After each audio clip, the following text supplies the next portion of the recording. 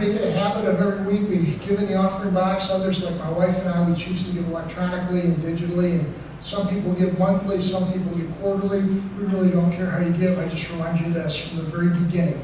The church in Acts, not in late Acts, in early Acts, every single week we're giving that the kingdom might expand. From day one, the church looked at its people and said, hey, if we're going to make this thing bigger, we need your help. So for those of you that give, and however you give, we thank you for that. If today you want to give, that's good. I did have someone ask me, they came in and they said that special missions offering that closed at the first part of July, and where do you give that? How do I mark that down? And I said, special missions offering. Just exactly what you said. Some are giving to that. If you haven't done that, you can still do that online. But we have done that, and blessings. Thank you for all those things. All right, well, I want to get into this. Can we get my slides up? We're going to work on that. First off, let me thank a couple other people. That's David back there and Ashley, and they are all, well, first of all, David's not even a part of us. He's a friend of the church who's sometimes we call on to help bail us out. He was bailout plan today, and so many people get away. And then we got David next to him, and David is newer to the church, and we're stepping him in, we're training him for some things like that. Plays keyboard. What I can't wait is I got a song. He is a great harmonic player, and I got a blues version of That's Why We Praise Him. And yeah, we're going to do that sometime. But what did you learn? You like that, don't you, Larry? That was good. So we're going to pull that one off. That's good. And that's Ashley over there, and I appreciate Ashley immensely, and she's stepping in because Ashley Jackson is away today, and boy, we're missing him. He is so faithful and so great there back for us, but she's stepping in and helping out. And I just thank God for everybody that steps up and helps with those things. Because it's a challenge, because this thing gets reset 4 times every week for 4 different types of services. That's what we do in here. So we have our challenges some days in doing that. That's okay. We're in the middle of a sermon series where this summer we're taking a journey through the minor prophets. Why? I got a lot of reasons. First of all, I think the messages make sense. They're great voices for a world in ruin. That's exactly what they were.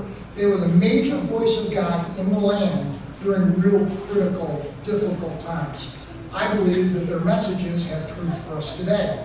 I also think it's important that we probably at least once in our life spend a little time studying them, because someday you're going to, I always say this one, someday you're going to meet Obadiah. And Obadiah, who wrote this massive book that is, anybody prepared for this week knows how long it is. How long is it? 1 chapter. He wrote this massive book. It's 1 chapter long, but he's going to look at you. What do you think of my book? And you're going to go, what book? So we've also done, really sought to tie these together so we have some sense of why they're historically significant, and more importantly, why they speak to us. So we're going to dive into that today, and that's been a whole vision behind that. We're going to give you a key word, keywords that will help you maybe remember what this book is like for the rest of your life and things like that. But we're going to kind of dive in together. I subtitled this message as Edom Who, because when you read Obadiah, it's actually all about this place called Edom, and we will unpack that as we get into it. First of all, this is a map I've used before. I just want to show you where the kingdom of Edom is.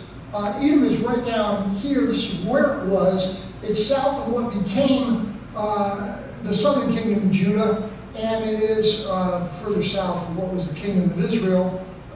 Judah and Israel were one kingdom prior to the death of Solomon. Solomon's sons squabble. They have all sorts of problems. The kingdom will divide. 10 tribes will go north. 2 tribes will stay in the south. The south will survive. It's not totally wiped off the planet. The north will be totally wiped off the planet by the Assyrian threat. But this is the first of the minor prophets that actually his entire ministry is to a people that isn't part of the southern or the northern kingdom. So why would God do that?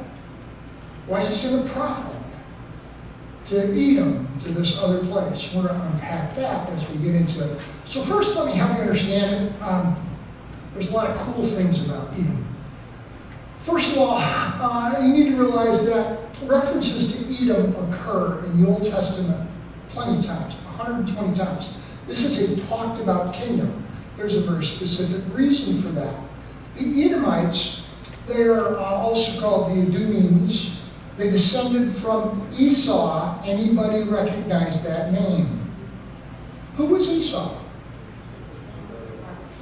You have this promise that went to Abraham. Get up with your Chaldees, go to the land that I'm going to give you, that land that's on the map there, land flowing with milk and honey. You're going to drive out all the people, and I will make you a great, numerous people. Abraham has a son who's asked to sacrifice one time. That guy's name was what?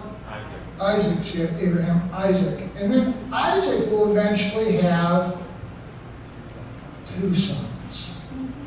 Remember the names. Jacob and Esau. Edom is the remnant of the son's line of Esau. Now, Esau has got this, there's so much stuff about Esau. So, the Edomites are descendants of Abraham. They're descendants of Isaac. Esau and Jacob are twin brothers who started fighting in the womb. That must have been a great pregnancy. I can't even picture that. Boy, how are you looking? Weird.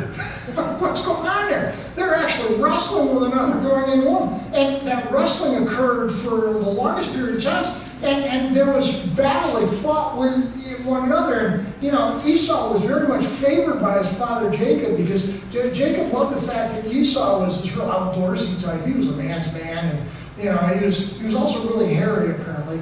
Because at one point, his brother is able to trick his nearly blind father into thinking that he's Esau because he puts furry goat skin around his neck. And Dad's getting ready to bless him and comes over here, hey, come on, let me bless you. And grabs me and feeling my back. Yeah, this is my son, Esau. Have you ever petted a goat? Jacob fooled his father Isaac into thinking he was Esau with a goat skin on the back of his neck. Can you imagine that? Esau must have been hairy. That's all I got to say. Must have been very hairy. The animosity between the 2 brothers began much earlier. There's one period of time where Esau, you know, he's out in the woods and he's hunting and he's just dealing with life, and he comes back and it's a hot, tough day and he's there, oh, I'm famished. I'm so hungry, I'm going to die. Oh, I got something to eat right now.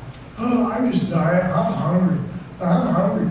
And Jacob, who's making some really good stew, I don't know how good the stew was, but Esau was really hungry, and the stew must have been really good because Jacob basically said, I'll tell you what, I'll give you this if you trade me your birthright. You're born first. You give me all the rights that come with that. I'll give you the stew. And Esau says, yeah, okay, I'm hungry. And chooses instant gratification instead, and basically steps away from the price. In other words, if it was by birthright, it should have been Abraham, Isaac, and Esau.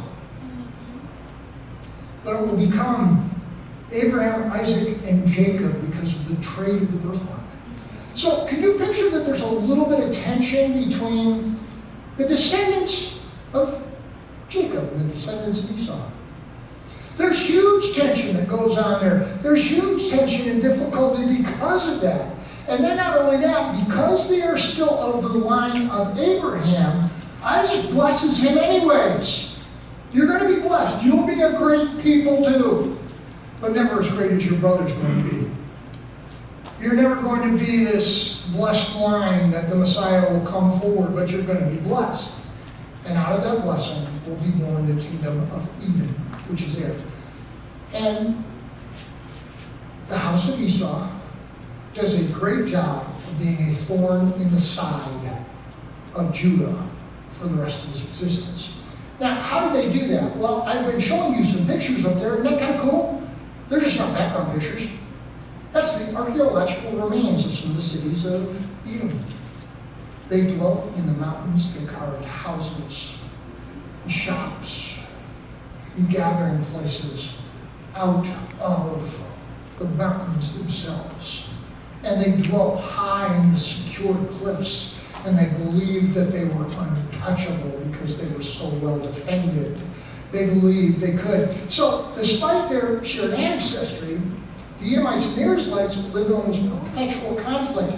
And Edomites loved the fact that they lived on the major trade and pass through the mountains to get to Judah and Jerusalem from the south. To get to the southern kingdom, if you were from the south, you got to go through Edom, and they controlled it.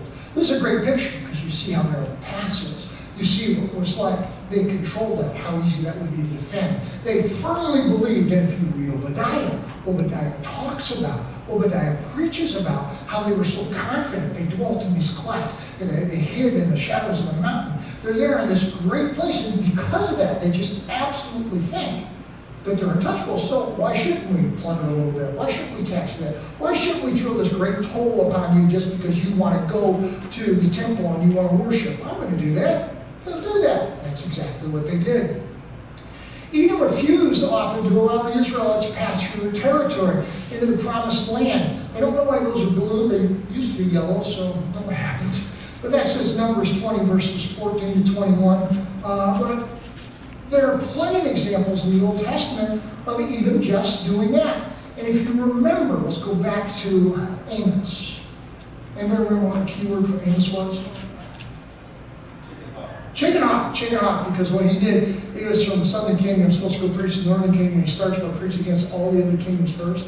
And when he preached against Edom, do you remember the charge he brought against them? You broke the treaty. You broke the treaty against your brother and would not let his people pass through the pass. That was the charge. Amos knew that. That was the charge they brought against them there at that time. So it goes on.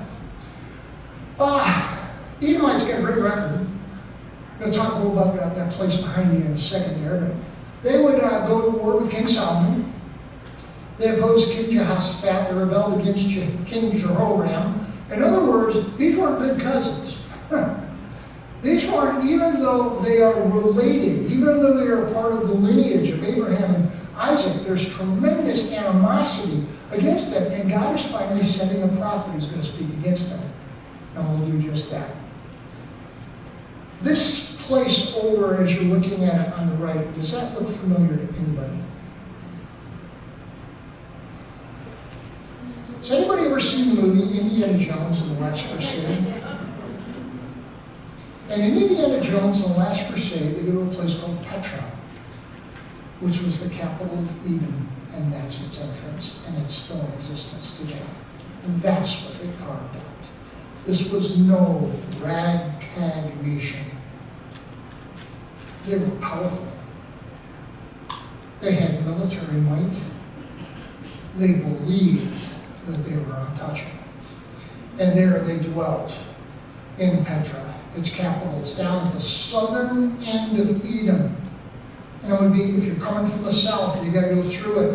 And those other pictures that showed how narrow the pass was, that's outside this spot. And they could control it. They could control that pass with, a few hundred men, and no one could take it. It's a prominent city. The city was accessible only through the narrow canyon. My wife and I are currently, after the fun of it on the Disney Channel, rewatching all the Indiana Jones movies. I think we're going to watch this one today. It's the next one up. I'm doing it because, I was studying Obadiah again. I was thinking all about Petra, so I'm probably going to watch the movie again. But if you ever watch it again, when you see it, that's exactly where they are. In the 5th century, a people called the Nabateans defeated the Edomites and removed them from Petra. They eventually get kicked out. They're going to be judged, but they're going to get kicked out. They were forced to move south of Israel in an area that would become known as Idumea. Now, this is really cool. You don't know this. This is all the introductory stuff. I haven't really got to the book yet. It's all the introductory stuff, that kind of stuff. Here's what's interesting about Idumea. In the New Testament, Herod the Great, he's that guy that killed all the babies. Herod the Great's in Idumea. He's not even a Jew.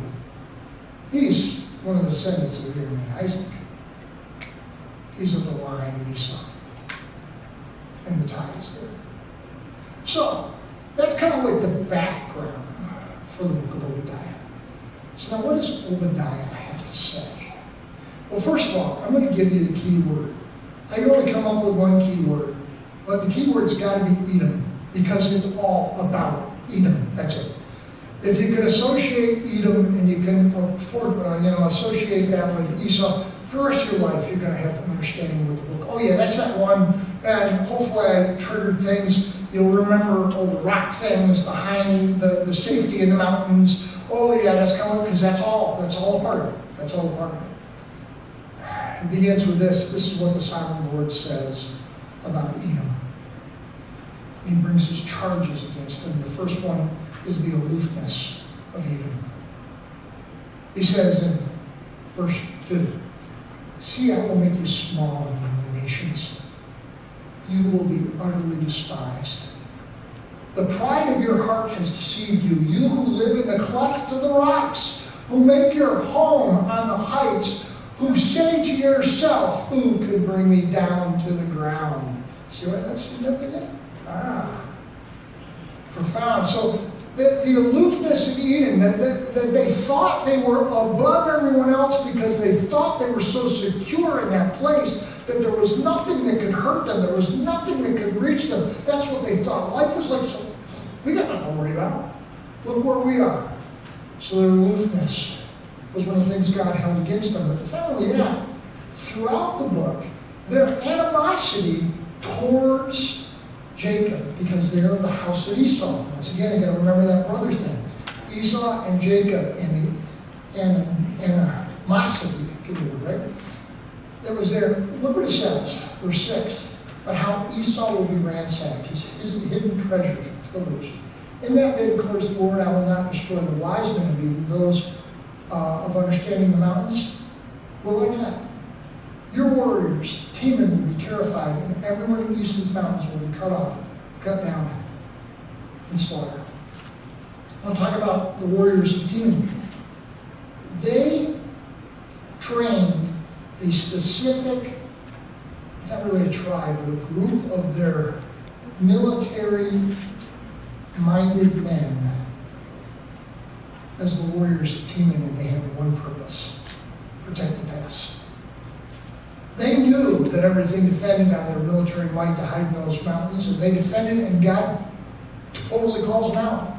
They'll be terrified. Everyone in Esau's mountains will be cut off, cut down, and slaughtered. God is going to hold them accountable for every act that they did. Now, it may seem, come on, why would God hold them accountable for this? I mean, was it such a big deal that, Esau was hungry and said, I'll take this stew, Should God hold him accountable that he traded his birthright for a bowl of stew? Should God hold Esau accountable that Jacob, in his trickery, tricked his father into blessing him with the birthright after Esau had traded it to him? Because it's at Isaac's end of his life where he wants to bless his sons. Well, let me bless Esau first. Get him here. And then he said, "Do you smell like the field? Let me feel the back of your neck. Yeah, that's you, very boy that you." I can't even picture that. So what that would look like. But doesn't seem fair. Look how serious God takes our word. Yes. Look how serious God takes our commitment. Look how serious God takes our vows. Look how serious. I mean, it's a pretty serious thing that's going on here. And he holds Esau accountable and blesses Jacob. We could argue about some of that, but man, that's there. And they never really settle it. They separate for a long period of time. And there was one period of time where Esau's coming back home. Jacob hears that Esau's coming back home. And Jacob by this time is wised up a little bit. He's always been pretty cagey, but he's wised up. So remember the story, what he does? Let me just keep sending goods out. I'll just keep sending gifts out. Let me send a bunch of gifts out. Here, first caravan of gifts. Don't meet my brother. A few hours later, okay, you guys go. All right, after that, you guys go. And finally, by the time Esau gets back to Jacob's presence, hey, brother, I really love you, because he made him a rich man. But Jacob, and become a rich man. And from Jacob's sons will be born the tribes that will become the kingdom of Israel, and eventually the north and southern kingdom of Israel. God will hold them accountable, despite the fact that we may argue, well, that just seems like trickery, or seems stupid that God would, it's a whole story. What's the big deal? What's going on there? So the animosity of Esau against his brother gets held against him. God will judge them because of the violence against your brother Jacob. You will be covered with shame. They lived in the most amazing place, and they're going to lose it. They will be taken from it. Okay. God also judges them for the audacity of Edom. In that day, declares the Lord, will I not destroy the wise men of Edom, those of understanding in the mountains of Esau? Because here's what they were doing. They were basically saying this, David. They're saying, you got nothing to fear about. Oh, calm down. It's Obadiah, it's just a loudmouth. We're fine. Look at our fortifications. Look at the warriors of Canaan. We got this. Who can touch us? God will strike them down because they put their trust in the security of something other than of God, our help in ages past. Oh yeah. So, it's so easy, and I see this a lot of times for us. We trust in, insurance, and we trust in our retirement funds, and we trust in our job security, and we trust in our government, and we trust in law, we trust in all these things, there's so many things that we trust in. And sometimes when one of those things gets wrecked a little bit, we're all upset, and we're worried about it, and we struggle with it, and we're going on. God is going to hold Edom accountable. Because they were choosing to listen to the wise man of understanding, who kept saying to them, we got nothing to fear. Trust. So every time an election year comes around, I'm very, I listen, I read, I vote, I do all that. But if you ask me where I stand and do I honestly believe that, my hope is not in the election. It's never been in the election. My hope is in He who is way above the governments of this earth, who will always establish His kingdom, who will never abandon. He is the one I put my great trust in. He is the one in which my hope is found. Now, do I believe that sometimes individuals can align closer with things that he believes in? Yes, but never 100%. Matter of fact, I struggle sometimes because I'll go up there and some that this person says makes a lot of sense to me. It's based on Scripture. And some that this person says makes a lot of sense to me. And then I'll go, yeah, but that guy's a Democrat. Yeah, but what he says lines up with some of the things that Jesus said. Well, that person's a Republican. How do you do that? But some of the things that he says lines up with what Jesus said. So what do? I want to listen to one voice. They are held accountable for listening to the wise men. I have a brother-in-law. From the moment he gets up in the morning, he watches Fox News. All day long. All day long. All day long. I love it when they visit. I hate sitting in the living room. and I do. It's not that I don't listen to it. I listen to news every day. It's one of the first things I do most days is I listen to some of the news. I want to know what's happening. But my hope has never been in what the wise men of understanding say. Ooh. Edom is held accountable for their audacity that they dare to put their trust in the understanding of the wise men of providence. All right, let me give you some glimpses of Jesus in Obadiah. First, I will tell you, there's glimpses of Jesus in every single book of the Bible. I will let you know that they are in Obadiah. They're probably, it's a chapter. It's 21 verses long, if I remember correctly. It's not long. But there are a couple of interesting statements in it. If you look at verse 17, it does talk about the deliverance will one day. When he's talking about afterwards, after the judgment, after it's going to be real bad, then he says, and deliverance will come from outside. And he gets this glimpse, and some of you remember back, we get that prophetic eye that's going on, that thing like this, which is first, and how does this all work, and that's going on. He's struggling with that, and he doesn't get clear pictures. But the only clear picture he gets is that Edom is in trouble. And he goes there, and he keeps preaching that message. The second one is this, as Obadiah ends with this day of the Lord thing that's out there that he's not even real sure when it comes, because he doesn't have the perspective on it, but he gets to speak about it, and it's this picture of a king that's going to come and is going to rule, and it will one day be really different. And it is quite possibly a glimpse what will one day the millennial reign of the forgiver after the return. So there's some glimpses of Jesus in the book of Obadiah also. Major lessons for us. Here's the first one. God has the right and authority to choose whoever he wills for the purpose he wills. God has the right to choose whomever he wills for whatever purpose he wills. Edom's issue is it wasn't fair. We were the firstborn.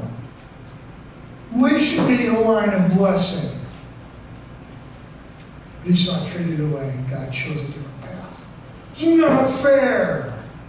It's not right. God has the right to choose how he will glorify his name. And he will do it. Now, what's amazing about that is sometimes he will choose the most unique and amazing ways to glorify his name. And the whole story of Jacob and Esau is one of amazement. That he picks the younger son, the deceiver, and he picks that one, and he will glorify his name through them. He will bring about the redemption of humanity through the lineage of Jacob, the deceiver. That was called, that was the name, it was first, Yeah, that was his life, but no, God will do that.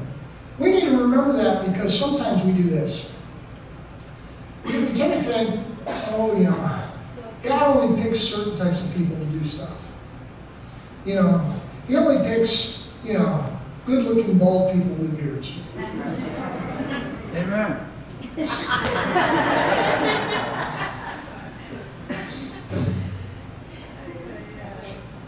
Thanks, Janet. We can limit what God wants to do in our life by believing he does not have the right to choose us to do anything he wants us to do. Wow. What if we just said yes? What if we just started saying yes? Yes. Yes. Second lesson. God hates pride because it always deceives us and leads us astray.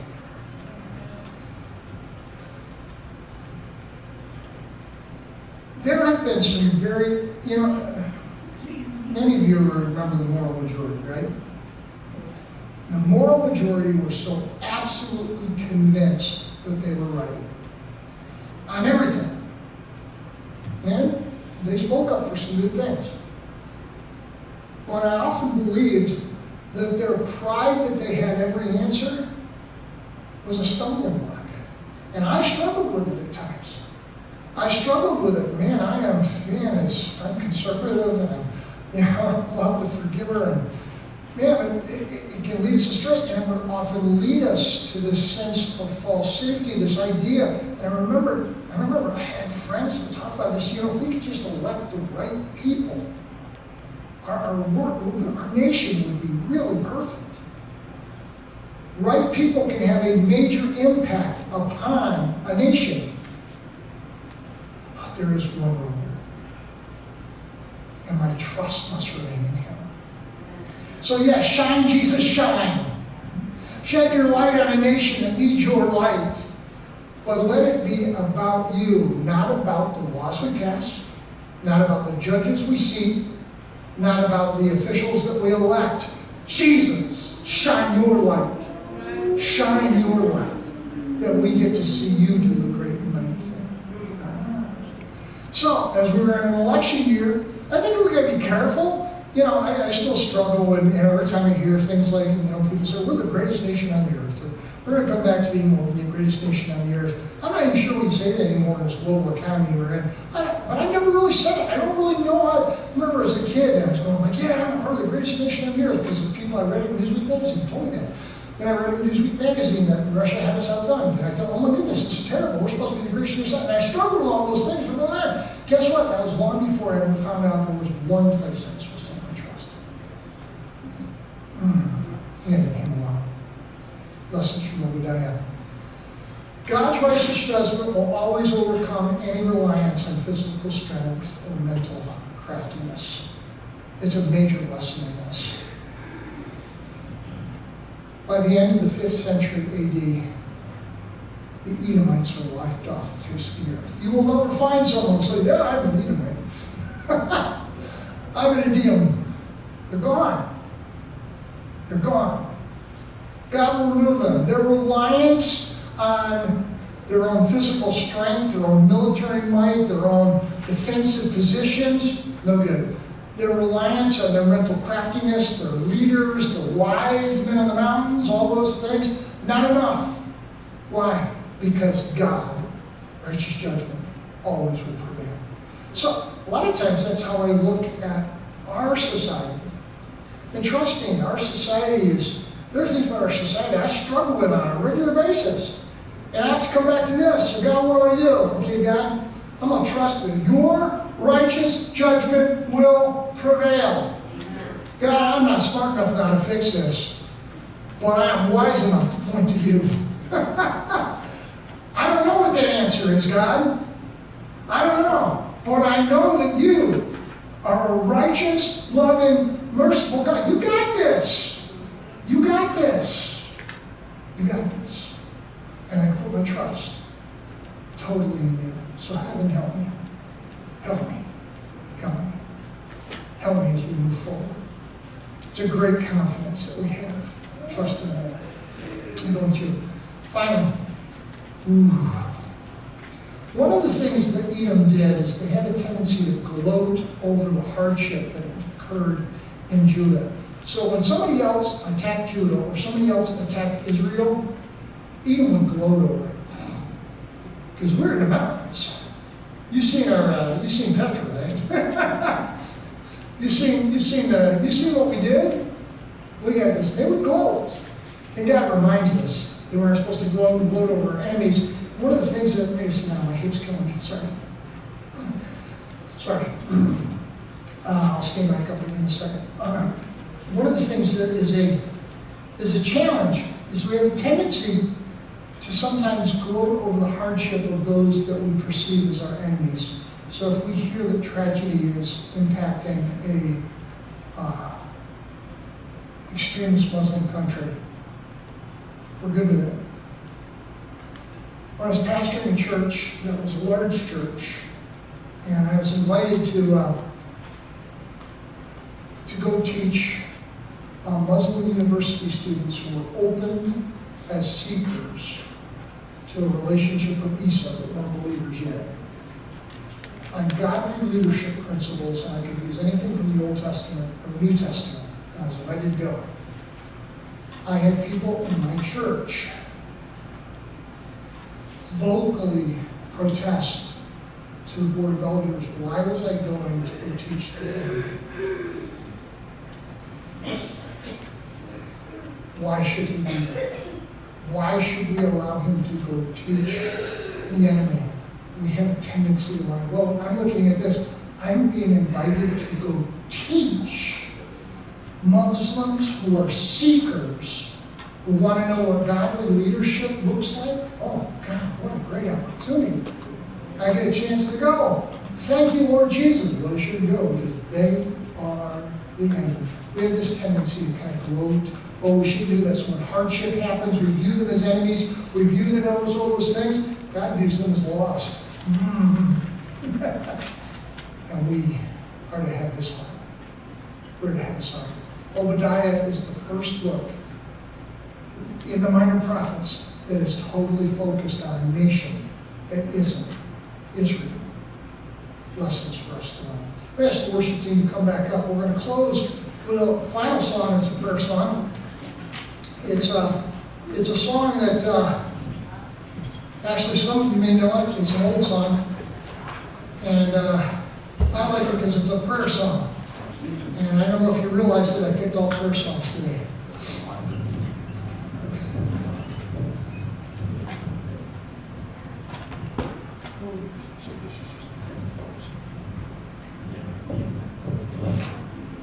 I switched microphones.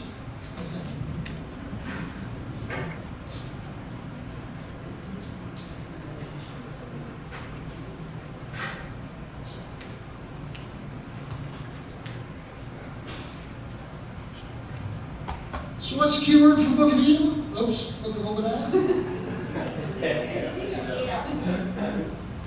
And Edom was the country where which of the two sons of Isaac ended up? Esau, house of Esau, and all that animosity is there. Remember those things, you remember that.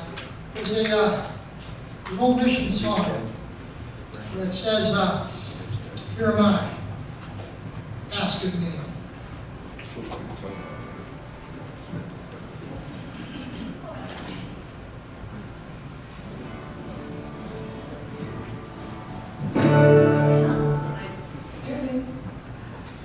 Test us through you.